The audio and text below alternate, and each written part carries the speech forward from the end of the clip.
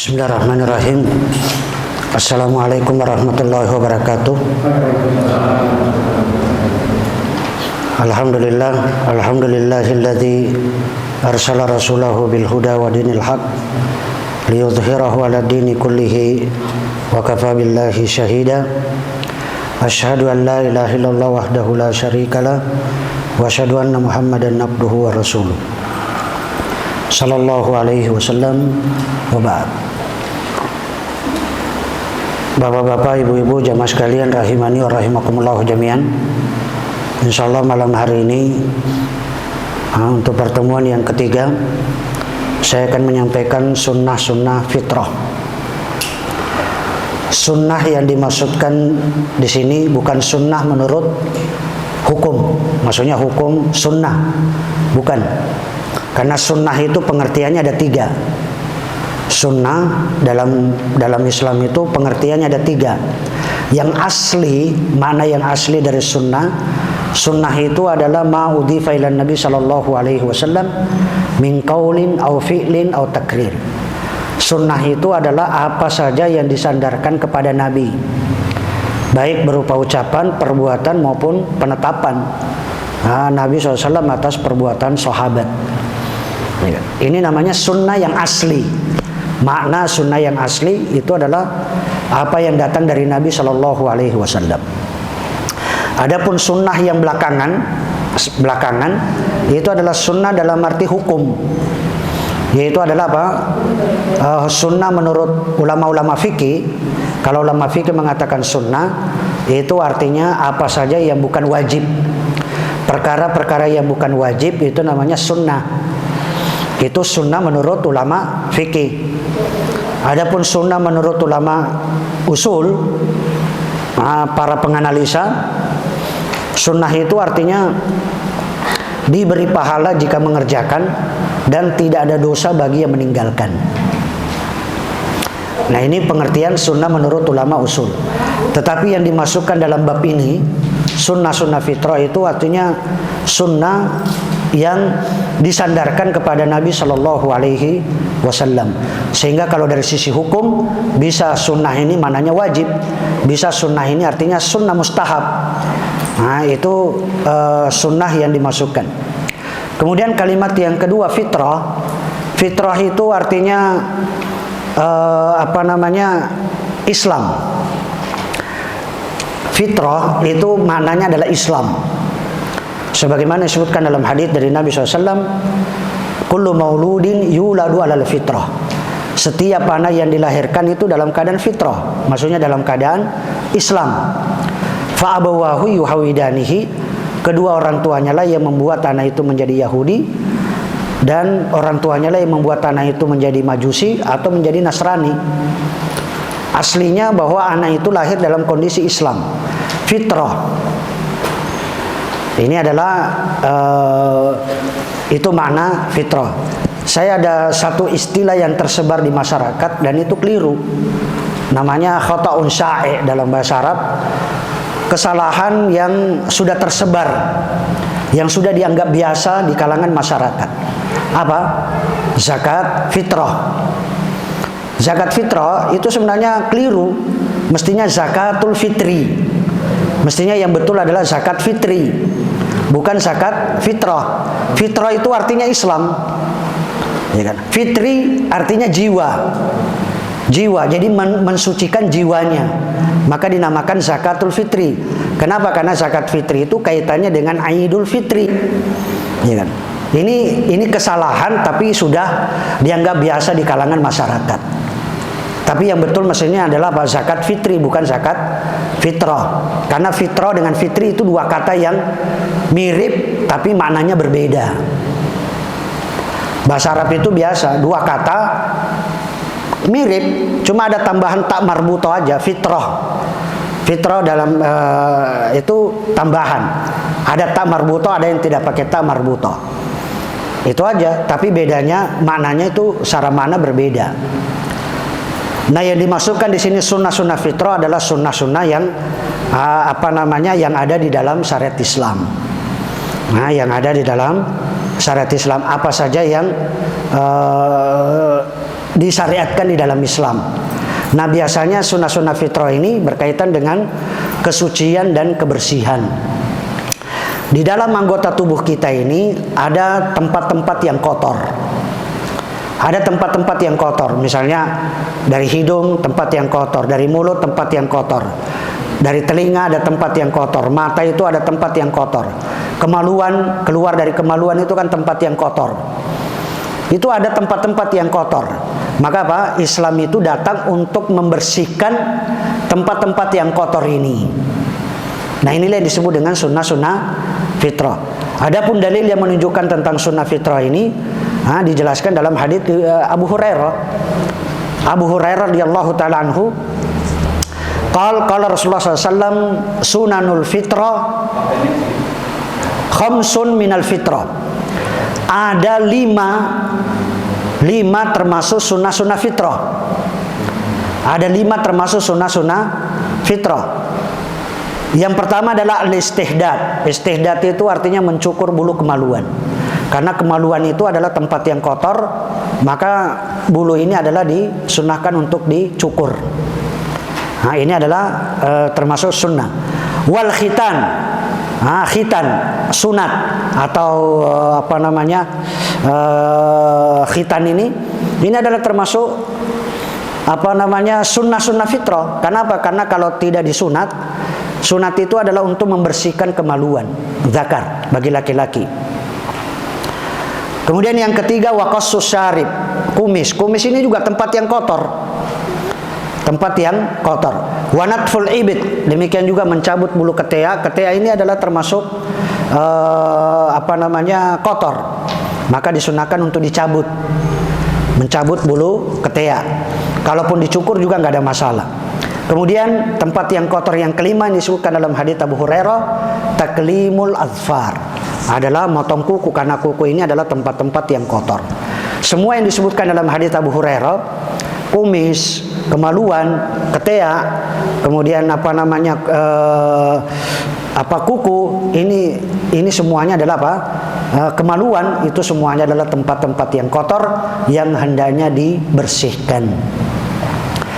Ini riwayat Abu Hurairah, itu ada 5. Riwayat dari Aisyah, dari Zakaria ibnu Abi Saidah, an Mus'ab ibnu Abi Syaibah, an Talqin ibnu Habib, an Abdullah ibnu Az-Zubair, an Aisyah radhiyallahu ta'ala anha qalat, qala Rasulullah SAW, asrun minal fitrah. Ada 10 sunnah-sunnah fitrah. Ada 10. Apa itu 10 itu? Yang pertama adalah qassus syarib, menggunting kumis. Kumis digunting. Wa i'fa'ul lihya, membiarkan jenggot. Kemudian wasiwak, kemudian siwak. Siwak itu gosok gigi, menghilangkan kotoran pada gigi dan mulut. Kemudian yang keempat adalah istinsakul ma'. Istinsakul ma' artinya istinsak, memasukkan air ke dalam hidung. Ketika berwudu istinsak, menyedot air sampai ke hidung. Kenapa? Karena ini hidung ini tempat yang kotor. Tempat yang kotor, maka ketika kita menghirup air, dikeluarkan itu supaya kotoran yang ada di dalam hidung itu bisa bersih. Dan yang kedua tentunya adalah apa? Setan itu bercokol di hidung. Maka ketika kita berwudu menghirup air, setan yang ada di hidung ini bisa keluar. Kemudian yang kelima waqasul azfar. Kemudian mengetok kuku, potong kuku. Ini yang kelima. Kemudian yang keenam waghaslul barajim. Ghuslul barajim itu adalah apa? Menyela-nyelai, karena ini tempat yang kotor. Di sela-sela jari jemari tangan dan di sela-sela jari jemari kaki. Karena setiap orang kakinya, tangannya mungkin ada yang renggang sehingga bisa dibersihkan. Ada juga yang tangannya itu adalah mungkin rapat kakinya sehingga sulit dia kalau berwudu itu tidak terkena air wudu bagian sini. Makanya nanti dalam perkara wudu ini perkara yang wajib. Jadi wajib harus disela-selai di antara jari jemari tangan dan jari jemari kaki supaya air wudu itu mengenai semua kulit yang ada di tangan. Itu ghuslul barajim. Kemudian yang ketujuh adalah natful ibd, adalah mencabut bulu ketiak. Kemudian yang kedelapan halqul ana, mencukur bulu kemaluan. Yang kesembilan adalah intiqasul ma, yakni al-istinja, adalah cebok, istinja, membersihkan kemaluan dengan air, apa buang air kecil maupun buang air besar. Qala Zakaria, berkata Zakaria, qala Mus'ab, berkata Mus'ab, wa nasitu al-asyara, saya lupa yang ke-10, illa an takuna matmadah. Mungkin yang ke-10 itu adalah matmadah. Matmadah itu artinya berkumur-kumur, memasukkan dalam air ke dalam mulut, kemudian menggerak-gerakkan air di mulut. Artinya ini kumur-kumur karena mulut ini tempat yang kotor. Mungkin banyak kotoran-kotoran yang ada di dalamnya. Tapi ini adalah, hadits Abu Hurairah yang menyebutkan 5, hadits Aisyah itu menyebutkan ada 10. Ingat dalam bilangan, kaidah dalam bilangan, hukum aslinya bilangan yang disebutkan di dalam Al-Quran atau yang disebutkan dalam hadits dari Nabi SAW bukan menunjukkan pembatasan. Bukan menunjukkan pembatasan. Apakah sunnah-sunnah fitrah itu hanya 10? Tidak. Boleh jadi sunnah-sunnah fitrah itu banyak, ya kan? Banyak. Nanti bukan hanya 10, bahkan rambut pun juga, kepala rambut ini termasuk tempat yang kotor, maka hendaknya dibersihkan. Baik itu kotor ditinjau dari sisi syariat maupun kotor dalam arti hissiyah. Karena ada kotor di sini, misalnya rambut kekufuran harus dibuang. Rambut kekufuran harus dibuang, ya kan? Demikian juga misalnya, jadi bukan hanya rambut, tapi semua yang misalnya jadi tempat-tempat yang kotor itu hendaknya dibersihkan. Hendaknya dibersihkan. Jadi jumlah ini bukan hanya sekedar 10, tetapi bisa jadi lebih dari 10, karena bilangan itu bukan menunjukkan kepada pembatasan. Taib. Adapun sunnah fitrah yang pertama yang dijelaskan adalah khitan. Khitan itu sunat atau khitan.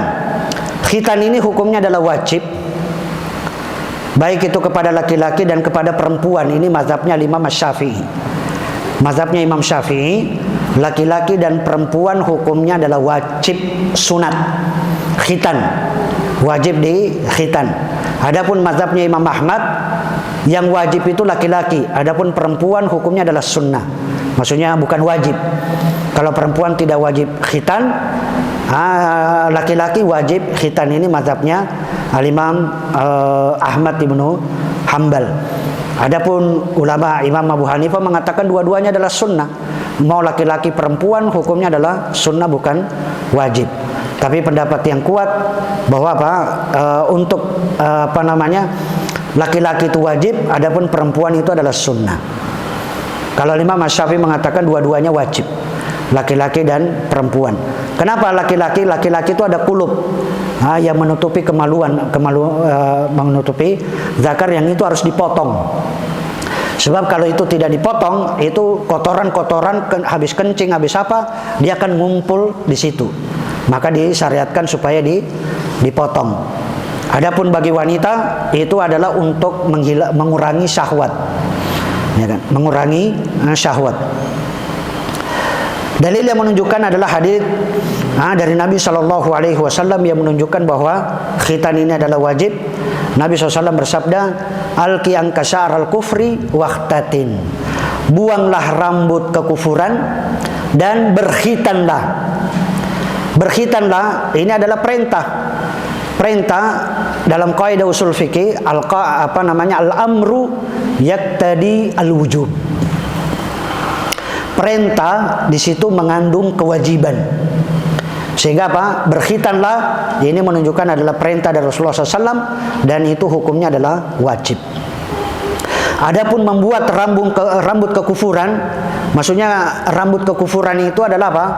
Adalah kalau ketika Anda kufur, Anda kafir, termasuk salah satu sunnah ketika Anda kafir, maka hendaknya buang rambut kekufuran itu. Ya kan? Buang, cukur rambut kalian sesuai dengan syariat Islam. Karena orang-orang yang baru masuk Islam, Orang yang baru masuk Islam itu sebenarnya bukan hanya sekedar mandi, bukan hanya mandi, tapi juga adalah apa? Supaya dia mencukur rambutnya, supaya dia menggunting kumisnya, supaya dia mencukur bulu kemaluannya, sebagaimana yang disebutkan dalam hadis ini. Ini termasuk sunnah-sunnah fitrah bagi mereka yang baru masuk Islam. Kan biasanya orang baru masuk Islam disuruh apa? Hanya disuruh mandi. Tapi apa? Mestinya semuanya. Mandi, khitan, termasuk mencukur rambut kepalanya, kemudian menggunting kumisnya. Ini adalah termasuk hal-hal yang disunnahkan bagi orang yang baru mu'allaf. Khitan ini termasuk ajaran Nabi Ibrahim. Jadi syariat, ada yang apa yang menjadi syariat sebelum Rasulullah SAW itu akan menjadi syariat pada masa Nabi SAW. Misalnya khitan ini syariatnya Nabi Ibrahim. Kemudian apa? Khitan yang awalnya syariatnya Nabi Ibrahim, kemudian ditetapkan oleh Nabi SAW sebagai syariat untuk umatnya. Untuk umatnya, sebagaimana disebutkan dalam hadis dari Abu Hurairah radhiyallahu taala anhu qol ikhtatana Ibrahimu Khalilur Rahman ba'dama atat alaihi 80 sana. Nabi Ibrahim itu dikhitan ketika berusia 80 tahun. Sebenarnya hadis ini menunjukkan bahwa apa? Khitan itu hukumnya adalah wajib. Kenapa? Karena sampai tua pun juga tetap harus dikhitan. Walaupun dia usianya 80 tahun, kalau belum khitan, maka wajib dikhitan. Kenapa? Karena Nabi Ibrahim sendiri usianya 80 tahun baru khitan. Nabi Ibrahim itu dikhitan pada usia 80 tahun. Ya kan? Bagaimana kalau di zaman sekarang ada yang belum khitan? Maka para ulama mengatakan wajib bagi dia berkhitan. Walaupun usianya sudah 60 tahun, walaupun usianya sudah 70 tahun, walaupun usianya sudah 80 tahun. Tetap adalah wajib dia khitan. Kenapa? Karena khitan ini untuk membedakan orang-orang kafir dengan orang muslim. Orang kafir itu tidak pernah berkhitan, maka orang muslim adalah dalam menyelisih orang-orang kafir, yaitu tidak membiarkan tidak berkhitan. Karena orang kafir itu membiarkan mereka tidak berkhitan. Ini orang kafir, maka jangan kalian menyerupai orang-orang kafir, maka hendaklah kalian berkhitan walaupun usia kalian sudah tua.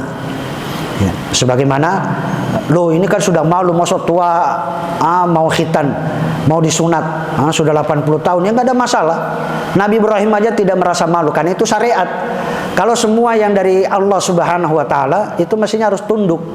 Ya kan? Tidak ada rasa malu. Dokter pun juga tidak pernah malu walaupun dia usianya 80 tahun untuk mengkhitan usia yang sudah tua. Demikian juga dalil yang lain yang menunjukkan syariat khitan ini adalah apa? Allah Subhanahu wa taala berfirman, "Tsumma auhayna ilaika anittabi millata Ibrahim hanifa." Kemudian kami wahyukan kepadamu wahai Muhammad, ikutilah agama Ibrahim. Allah Subhanahu wa taala berpesan kepada Rasulullah agar mengikuti syariatnya Nabi Ibrahim yang hanif, yaitu adalah berkhitan. Kenapa? Karena hadits yang sebelumnya. Dan adapun sunnahnya berkhitan itu pada usia 7 hari. Sunnahnya khitan itu pada usia 7 hari dari kelahiran. Kenapa di Indonesia itu nggak ada dokter-dokter yang berani mengkhitan usia 7 hari? Di Indonesia, tapi alhamdulillah sekarang itu sudah banyak dokter di PKU Muhammadiyah, baik di Gamping maupun di kota, itu sudah berani mengkhitan usia 7 hari. Sudah banyak, bahkan para dokter sendiri sudah banyak, termasuk yang saya dapat informasi Dr. Arifuddin, Dr. Adi Sihono, itu semuanya dokter bedah mengatakan siap mengkhitan bayi yang 7 hari. Yang laki-laki itu siap semuanya. Ya kan? Kalau di Saudi, Mekah dan Madinah itu nggak ada, semua 7 hari, semua orang Arab 7 hari itu semuanya sudah khitan. Ya kan? Semua begitu lahir anak mereka 7 hari itu sudah khitan. Dan ini adalah termasuk yang sunnah. Sebagaimana disebutkan dalam hadis, anna Rasulullah SAW aqanil Hasan wal Husain wa khatanaha li sab'ati ayyam. Rasulullah SAW pernah mengakikohi Hasan dan Husain, kemudian mengkhitan keduanya menyunat keduanya pada hari ketujuh. Ini adalah termasuk sunnah untuk menghitan pada hari ketujuh. Bukan berarti hari 80 tahun ya kita katakan 80 tahun itu sudah wajib. Bukan lagi sunnah berkhitan, tapi sudah wajib untuk dia berkhitan.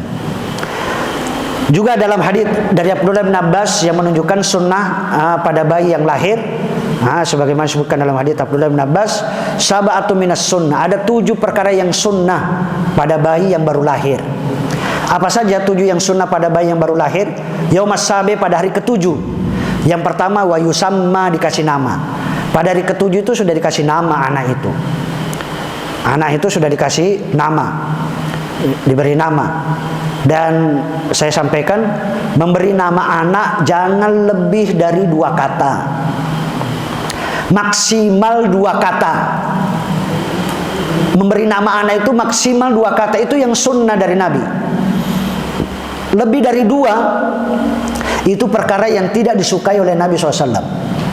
Coba kita lihat, ada nggak nama Nabi? Kan nama yang paling bagus itu nama Nabi dan Rasul. Ada nggak nama Nabi dan Rasul lebih dari 2 kata?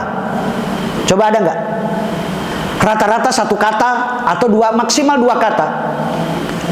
Ya kan? Nabi Nuh itu 1 kata, Adam 1 kata, Sulaiman 1 kata, Muhammad 1 kata, Isa 1 kata, Musa 1 kata, Shu'aib, Yusuf, Yunus, semuanya nama Nabi itu cuma 1 kata.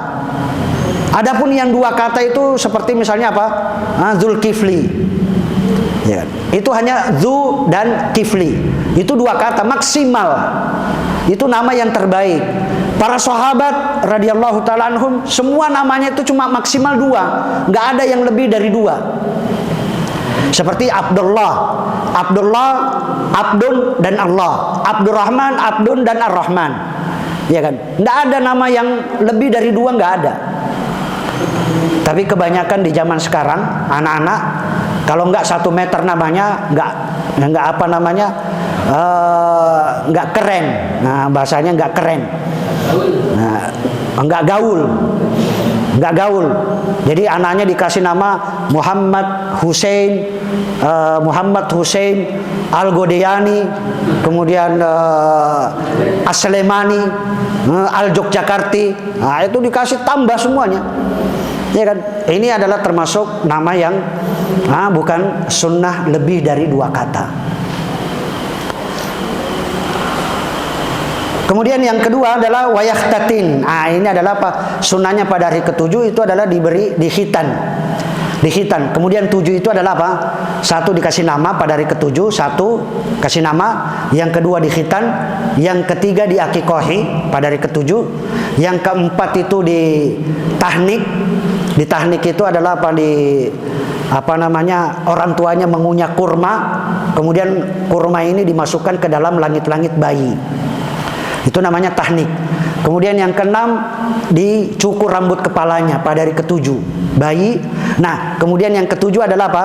Rambut kepala yang sudah dicukur ditimbang, kemudian apa? Ditimbang dengan senilai emas, maka disodakohkan seberat timbangan itu dengan kurs emas. Misalnya rambutnya ditimbang 2 gram, harga emas berapa 1 gram? Misalnya 1 gramnya 700.000 misalnya. Berarti kalau 2 gram 1.400.000 itu disodakohkan.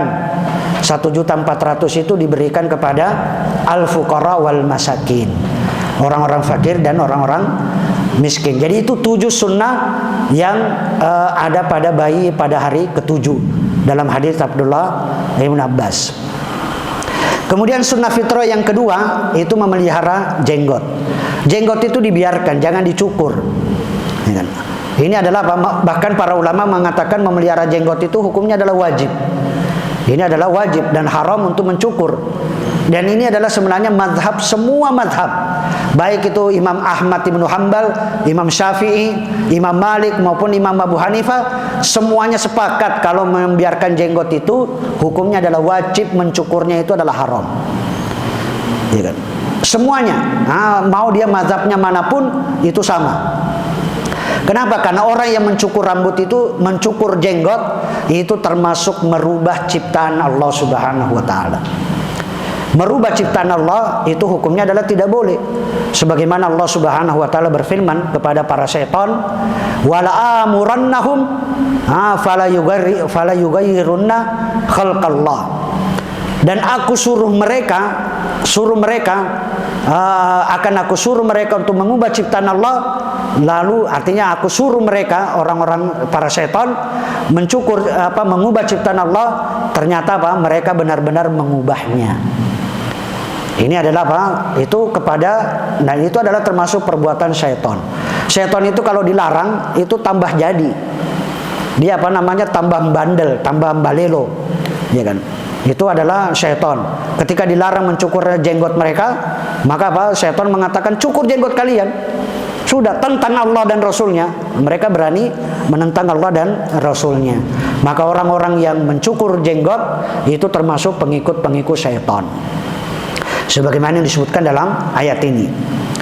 Apabila jenggot dicukur sampai bersih, berarti telah menyerupai kaum wanita. Laki-laki kalau dicukur jenggot itu kan sama dengan wanita, perempuan. Sementara Nabi SAW melaknat laki-laki yang menyerupai wanita atau wanita yang menyerupai laki-laki. Sebagaimana disebutkan dalam hadis, la'ana Rasulullah SAW al-mutasabbihina minar rijali bin nisa. Rasulullah SAW melaknat kaum laki-laki yang berusaha menyerupai kaum wanita. Laki-laki pakai daster, ya kan?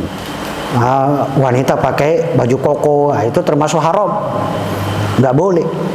Walaupun itu sandiwara, drama, nggak boleh, ya kan?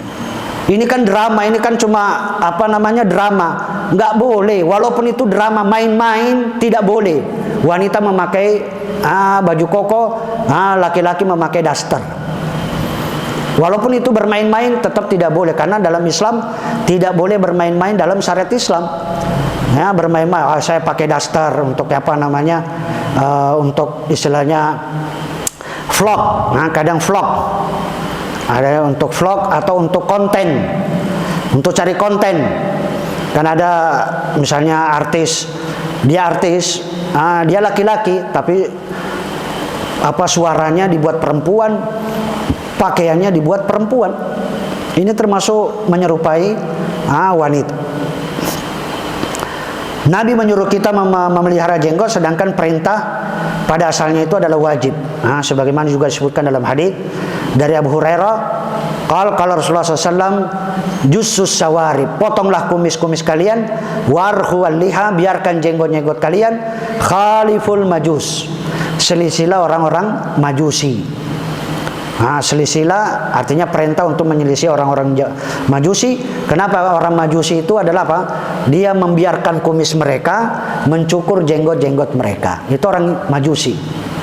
Jadi kumis mereka dibiarkan panjang, jenggot mereka dia cukur. Akhirnya mau makan susah.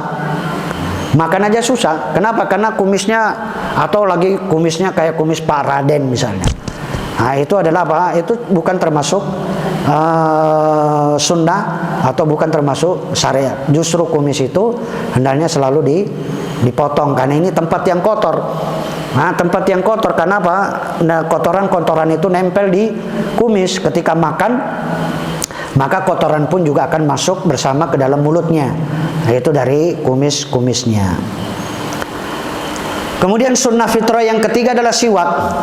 Siwak itu artinya apa? Siwak itu artinya apa saja yang dipakai untuk membersihkan mulut dan gigi. Karena ini tempat yang kotor, mulut dan gigi itu tempat yang kotor. Maka siwak itu artinya membersihkan. Membersihkan mulut dan gigi. Apakah dengan pakai kayu siwak, menggunakan kayu siwak, atau pakai sikat gigi, atau pakai tusuk gigi, atau pakai listerin, kumur-kumur. Kumur-kumur itu semuanya namanya siwak. Jadi dalam Islam itu semuanya dinamakan siwak. Listerin, kumur-kumur itu juga namanya siwak. Pakai sikat gigi, odol, itu juga namanya siwak.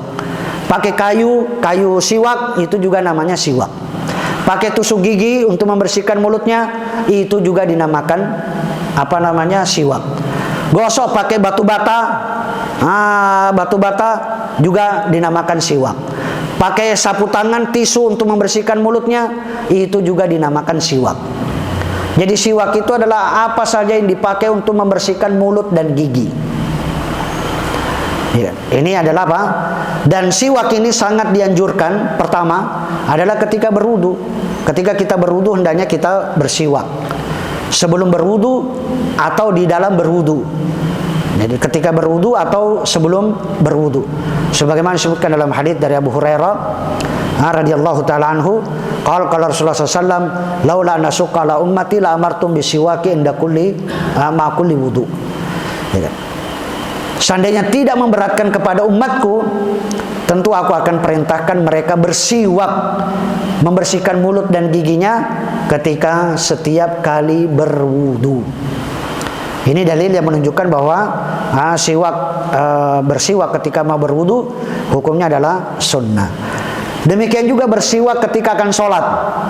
Ketika mau sholat, kita pakai kayu siwak. Yang biasanya si kayu, kemudian dikantongi pakai kayu. Nah ini menunjukkan sebenarnya apa?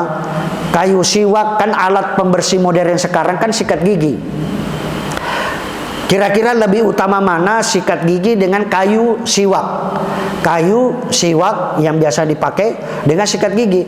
Tentunya para ulama mengatakan kayu siwak itu lebih utama daripada sikat gigi. Dari beberapa alasan. Yang pertama, kayu siwak itu tidak perlu langsung bisa dipakai ke mulut walaupun berkali-kali. Setelah dipakai, dikantongi, dipakai lagi, dikantongi.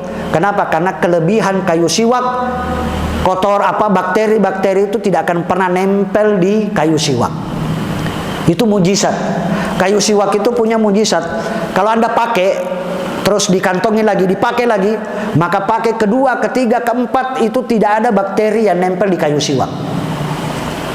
Beda dengan sikat gigi. Sikat gigi kalau Anda pakai, Anda kantongi, Anda kantongi, maka bakteri yang ada di sikat gigi akan nempel. Itu bedanya. Perbedaan yang kedua, kayu siwak itu tidak butuh bantuan air, ya kan? Anda langsung pakai kayu siwak ini, tidak butuh bantuan air, bisa langsung dipakai.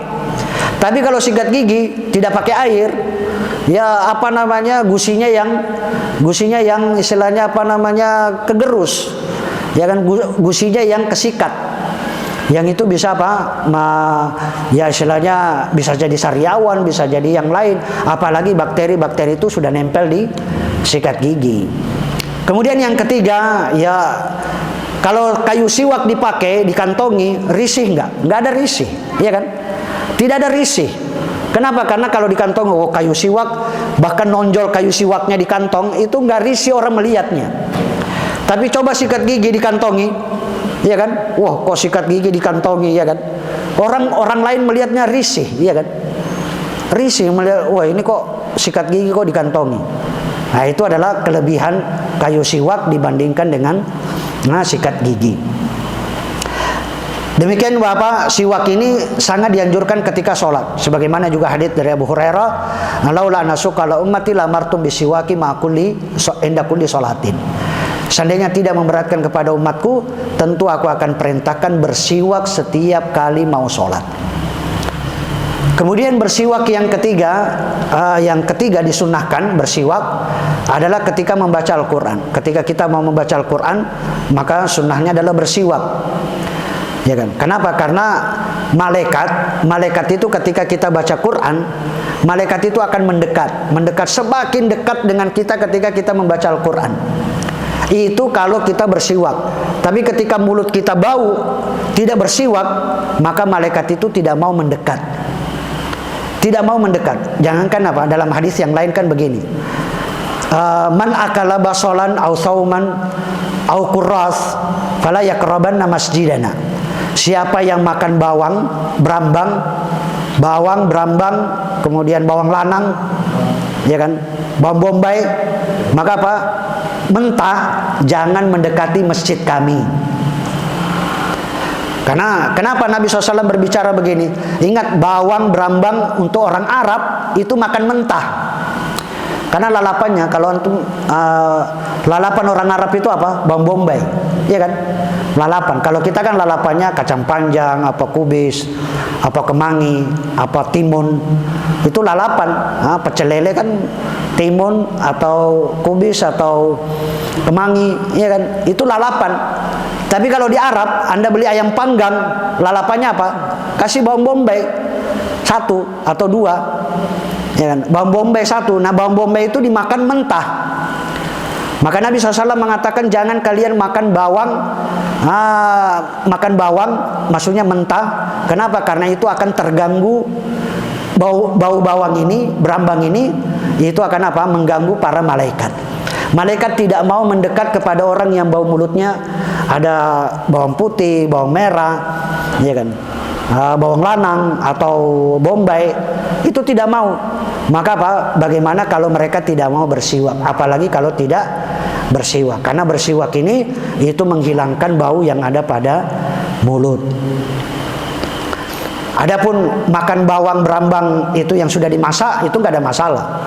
Itu boleh karena itu tidak karena sudah hilang apa namanya, ingat kalau berambang mentah dimakan, berambang mentah atau bawang mentah dimakan itu langsung apa namanya menimbulkan bau dari mulut. Itu langsung bau mulut itu adalah apa? Jadi orang tidak senang baunya. Apalagi bau berambang bosok. Jadi kayak berambang bosok apa namanya baunya. Tapi dengan mensikat gigi atau bersiwak itu akan menghilangkan. Sebagaimana disebutkan dalam hadis dari Ali bin Abi Thalib radhiyallahu taala anhu, amarana bisiwak. Rasulullah SAW merintahkan kami bersiwak. Innal abda idza qama yusolli, seorang hamba apabila berdiri hendak salat, atahu malak, dia akan didatangi oleh malaikat. Faqama khalfahu, malaikat itu berdiri di belakangnya.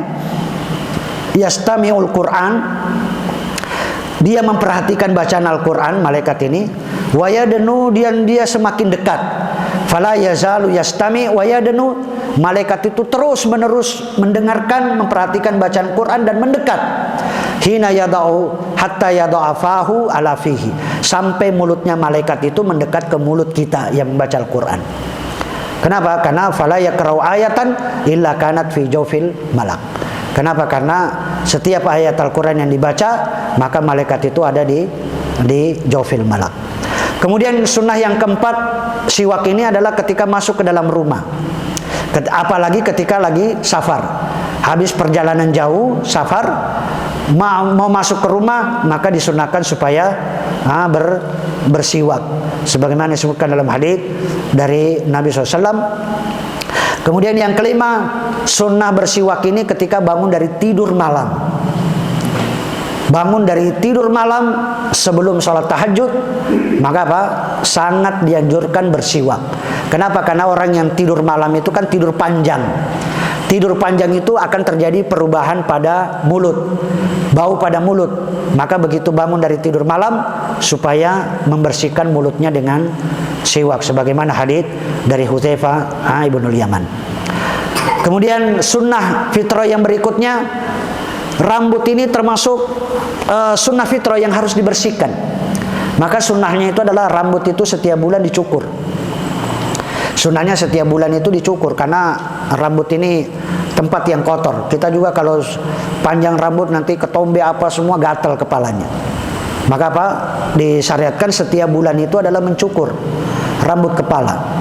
Kalau dia punya uban, maka para ulama menyatakan makruh hukumnya mencabut uban. Bahkan sebagian ulama mengharamkan mencabut uban. Tapi pendapat yang kuat, uban itu dicabut hukumnya adalah makruh. Maksudnya apa namanya? Dibenci, tidak disukai. Mencabut uban. Dan nanti juga dilarang kita menyemir rambut itu dengan warna hitam. Kalau menyemir rambut dengan warna pirang, warna coklat, warna biru itu boleh, tapi jangan sampai disemir dengan warna hitam. Karena haram mewarnai uban dengan warna hitam. Dilarang kita memakai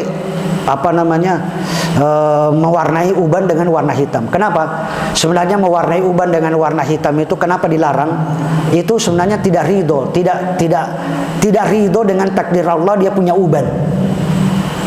Itu yang alasan utama kenapa orang dia mau menyemir rambut dengan warna hitam, supaya dianggap dia lebih muda. Tidak mau dianggap dia sudah tua. Sebenarnya uban ini adalah keutamaan. Orang yang memiliki uban yang banyak itu termasuk keutamaan. Kenapa? Karena dalam hadis dari Nabi SAW, uban ini pada hari kiamat itu akan bercahaya. Uban yang kita miliki itu akan bercahaya pada hari kiamat. Ketika kita dikumpulkan di padang mahsyar, rambutnya bercahaya. Itu menunjukkan ada dua kemungkinan bercahaya rambut kepalanya. Cahaya yang pertama bisa jadi karena itu wudu. Boleh jadi karena itu wudu. Cahaya yang kedua karena memang rambut kepalanya itu ada ubannya. Ya kan? Jadi kalau orang di dunia tidak punya uban, kok bercahaya di akhirat? Berarti kemungkinannya itu adalah sehabis wudu. Ya kan? Dia bercahaya karena habis wudu. Tapi kalau dia bercahaya di dunia memang punya uban, kok bercahaya? Nah, itu bisa jadi karena wudu dan karena uban.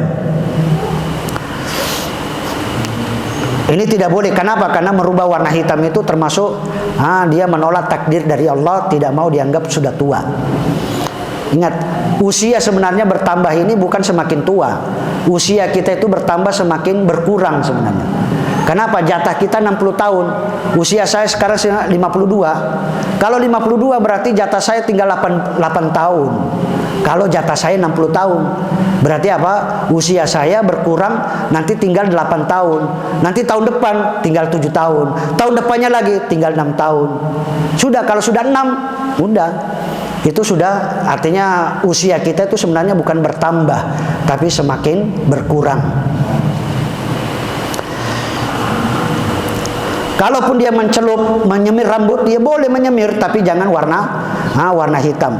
Gantilah dengan warna pirang atau warna pink, blonde, ya monggo, nggak ada masalah, ya kan? Tapi jangan sampai pengen rambut hitam pengen disemir, itu nggak boleh.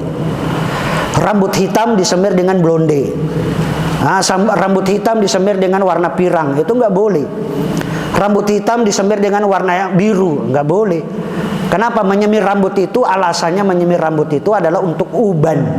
Bagi mereka yang tidak punya uban, jangan menyemir rambut.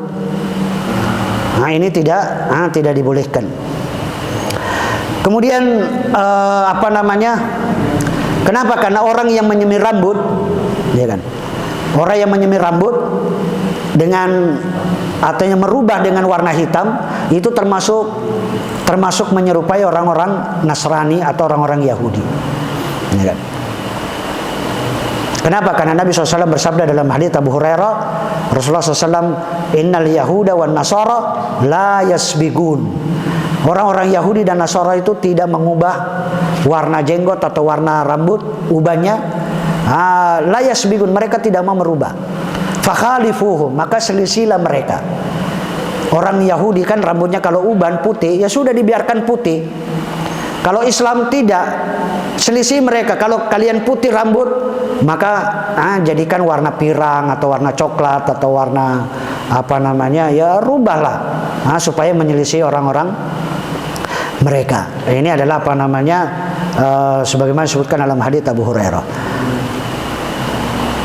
Dan ini termasuk juga larangan warna hitam, sebagaimana hadits dari Jabir bin Abdullah radhiyallahu ta'ala anhu, ata utiya bi Abi Quhafa yauma fathi Makkah.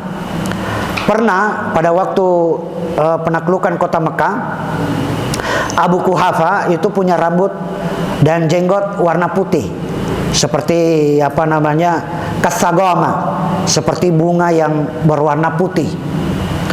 Kemudian dibawa kepada Nabi SAW. Kemudian Abu Quhafa ditanya oleh Nabi, coba rubahlah rambutmu yang putih itu dengan warna yang lain, tapi jangan warna hitam. Tapi jangan warna hitam. Artinya selain orang-orang Arab sekarang kan pakai warna pirang, coklat, yang warna emas, itu yang disemir dengan itu. Dan orang-orang yang mengubah ubahnya dengan warna hitam, itu nanti apa ancamannya bagi mereka yang merubah uban dengan warna hitam? Tidak akan pernah mencium bau surga. Sebagaimana disebutkan dalam hadits Abdullah bin Abbas radhiyallahu ta'ala qala Rasulullah SAW, qaumun yakhdibuna fi akhir zaman bisawat. Apa kata Nabi? Di akhir zaman nanti, kata Nabi, di akhir zaman nanti akan ada satu kaum yang mewarnai uban-uban mereka dengan warna hitam. Seperti apa? Dada-dada burung merpati. Mereka apa? Kata Nabi, tidak akan pernah mencium bau surga. Wallahu ta'ala a'lam. Saya kira itu. Mungkin ada pertanyaan 1-2, kami persilakan.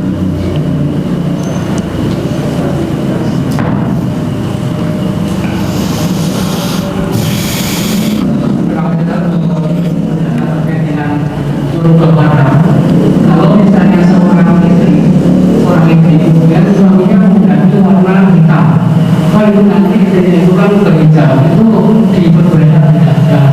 Kenapa?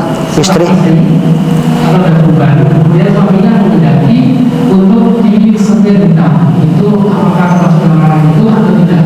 Karena kalau di luar seorang itu tidak berhijab. Istri punya kewajiban untuk taat kepada suami dalam perkara-perkara yang ma'ruf, perkara-perkara yang baik. Adapun perkara-perkara yang dilarang oleh syariat, istri tidak punya kewajiban untuk mentaati suami.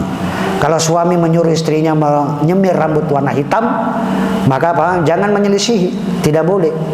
Artinya tidak boleh taat sama suami dalam perkara maksiat kepada Allah, sebagaimana disebutkan dalam hadis la ta'ata li makhluqin fi maksiatil khaliq. Maka apa? Istri boleh merubah dengan warna selain hitam. Artinya minta diskusi sama suami, bagaimana kalau ganti warna pirang, warna apa, silakan, ya kan? Diganti tapi jangan warna hitam. Wallahu taala a'lam.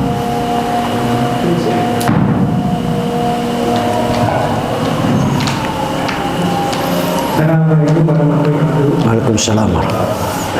Yang bisa tanyakan tentang sunnah. Hukum sunnah kalau dilaksanakan bagaimana menjalankan ini? Yang kedua tentang kitatan yang wajib.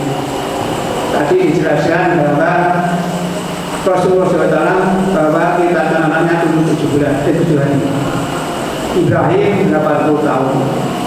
Bagaimana perkembangannya antara 7 hari dengan 80 tahun? Selama dari 7 hari ke 80 tahun, apakah itu menurunkan dosa atau tidak? Yang ketiga, masalah akikah 7 hari. Di masyarakat berkembang ada 7 hari, ada terus tadi disampaikan pernah mencukur rambut ditimbang itu berapa gram, itu berapa. Kalau pertanyaan saya, kalau tidak bisa menimbang dengan rambut itu bagaimana? Terima kasih Pak Ustaz. Assalamualaikum warahmatullahi wabarakatuh. Wah, ini 5 pertanyaan. Yang pertama sunnah. Tadi saya sunnah yang dimaksudkan kalau hukum itu ada 3. Tetapi yang aslinya sunnah itu adalah apa yang disandarkan kepada Nabi. Nah itu bisa hukumnya wajib, bisa mustahab, bisa perkara boleh. Itu yang sunnah menurut kalau yang dari Nabi. Adapun sunnah menurut ulama fikih apa saja yang bukan wajib. Oh, sholat duha itu sunnah, sholat tahiyatul masjid adalah sunnah, sholat tarawih adalah sunnah, sholat puasa Senin Kemis adalah sunnah. Itu maksudnya apa? Bukan wajib. Itu kalau ulama-ulama fikih bilang sunnah itu berarti bukan wajib. Tapi kalau ulama muhaddisin, ulama-ulama ahli hadis, maksudnya dari hadis Nabi, sunnah itu artinya apa saja yang disandarkan kepada Nabi. Seperti ini, khitan itu hukumnya adalah wajib, siwak hukumnya adalah sunnah. Jadi beda. Nah, ya kan? Berkhitan, mencukur bulu kemaluan adalah sunnah, bukan wajib. Menggunting kumis adalah sunnah, bukan wajib. Maksudnya apa? Tapi itu sunnah-sunnah fitrah. Yang bisa bermakna wajib, bisa bermakna sunnah. Yang kedua, yang saya ingat, masalah akikah. Misalnya akikah bisa 7 hari, 14 hari, 21, bisa. Boleh. Bahkan 60 tahun kalau dia belum diakikohi, mengakikohi dirinya pada usia 60 tahun adalah sunnah. Akikah itu memang khilaf di antara para ulama. Ada yang mengatakan wajib, ada yang mengatakan sunnah. Tapi jumhur ulama menyatakan akikah itu adalah sunnah. bagi mereka yang mampu. Bagi mereka yang tidak mampu, ya sudah, nanti ketika anak itu walaupun usianya sudah 50 tahun, maka sunnahnya tetap dia menghitan dirinya sendiri. Mengakikohi dirinya sendiri. Mengakikohi dirinya sendiri. Artinya kalau dia mengakikohi dirinya sendiri, berarti dia telah bersodakoh kepada orang tuanya. Karena orang tuanya tidak mampu dulu mengakikohi, kemudian dia mengakikohi dirinya sendiri, maka berarti dia telah melunasi hutang orang tuanya.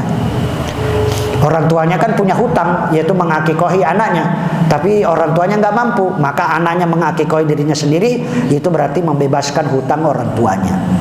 Adapun khitan, antara khitan itu hukumnya adalah wajib. Artinya apa? Dalil yang menunjukkan bahwa walaupun dia usianya sudah tua, tetap wajib, ya kan? Adapun sunnahnya di khitan itu pada hari ke-7. Sunnahnya pada hari ke-7. Sebenarnya itu adalah apa? Ya, adapun yang berkhitan setelah lulus SD, ada yang kelas 4 SD, ada yang kelas 2 SD, yaitu adalah apa? Boleh-boleh saja, ya kan? Tapi yang sunnah adalah 7 hari. Kemudian apalagi Rambut ditimbang. Rambut ditimbang. Kalau dia tidak mampu menimbang dengan emas, maka timbangannya dengan perak. Misalnya rambutnya dicukur 2 gram, misalnya 2 gram. Kalau emas itu kan berapa? 1,4 juta, ya kan? 2 gram itu misalnya 1,4. Kalau perak dapat berapa? 2 gram 70.000, iya kan? Kan 1 gram 35.000 kalau di pasar Godean. Perak kan 1 gram di 35.000. Lah kalau 2 gram berarti cuma 70.000, sudah. Kalau dia tidak mampu menimbang bersedekah dengan emas, maka bersedekahlah dengan perak. Artinya senilai perak. Harganya berapa perak? Kalau 1 gramnya 40.000, berarti 2 gram 80.000. Ya sudah, 80.000 bersedekah kepada orang fuqara wal masakin. Kalau dia mampu, maka dengan emas itu adalah lebih baik. Karena hukum aslinya itu adalah timbangannya dengan emas. Wallahu taala a'lam. Saya kira itu. Aku qouli hadza, astaghfirullah li wa lakum. Assalamualaikum warahmatullahi wabarakatuh.